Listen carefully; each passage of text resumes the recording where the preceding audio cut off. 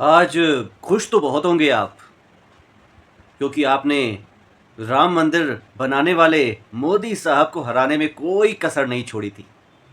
आज खुश तो बहुत होंगे आप, क्योंकि आपने देश को 11वें स्थान से 5वें स्थान तक पहुंचाने वाले मोदी को हराने में कोई कसर नहीं छोड़ी थी। आज खुश तो बहुत होंगे आप, क्योंकि जो आपके साथ खड़ा रहना चाहता है, जो आपके साथ तकरीबन 20-25 सालों से खड़ा है, जो कहता है कि कहीं पर भी तुम्हारे को कोई भी दिक्कत परेशानी तकलीफ होगी तो हर पल तुम्हारे साथ मैं खड़ा हूं, उसको हराने में कोई कसर नहीं छोड़ी थी आपने। लेकिन अफसोस, थोड़ी सी कमी रह गई कि इस बार फिर से मोदी जी प्रधानमंत्री बन जाएंगे। मैं मुखातिब हूं इस समय हिंदुस्तान के कुछ उन चुनिंदा हिंदुओं से, जिन्होंने उनके साथ खड़े रहने वाले, उनके भगवान का, उनके परम पूज्य श्री राम का 500 साल से अटका मंदिर बनवा दिया था।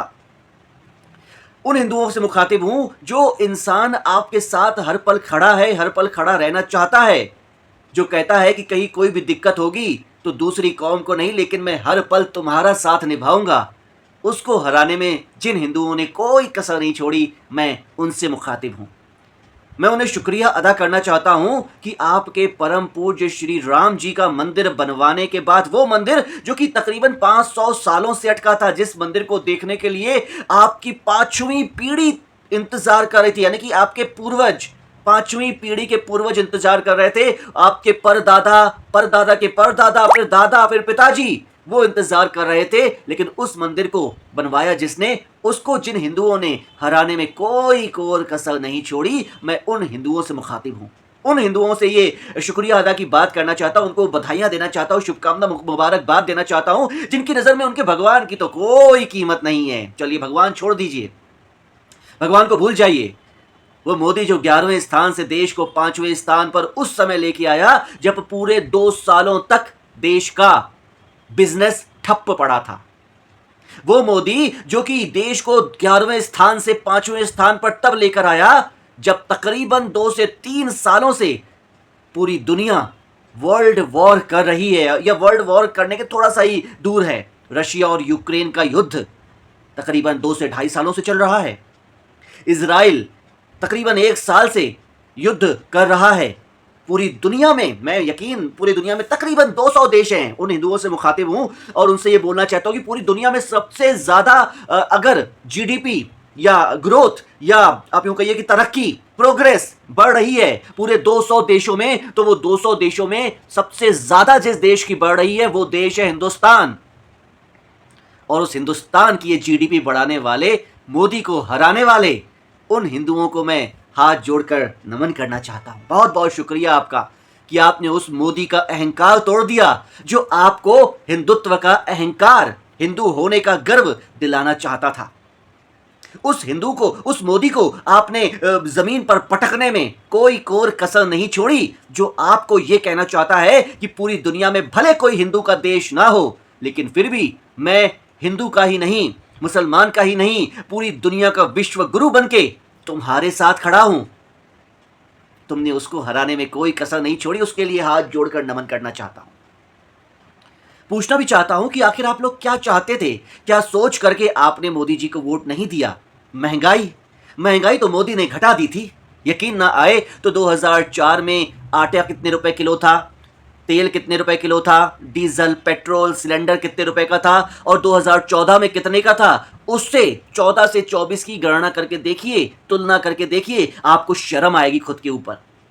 आप सोचेंगे कि आपने कितनी बड़ी गलती कर दी, लेकिन कुछ को शर्म नहीं आएगी, क्योंकि शर्म उस इस सिचुएशन में भी नहीं आई जब आपने, आपके लिए दयानंद जी चले गए।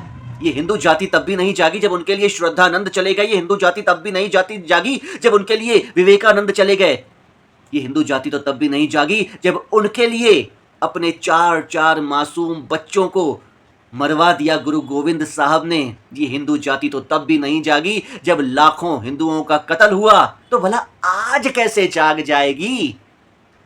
और अफसोस, जाग नहीं पाई, और शायद शायद कभी जाग भी नहीं पाएगी। और लेकिन एक बात याद रखिएगा, जाग अगर नहीं पाएगी तो कहीं भाग भी नहीं पाएगी। अपना अस्तित्व, अपना पूरा अस्तित्व खत्म करके ही अगर ये मानेगी ये हिंदू जाति, तो इतना ही ठीक।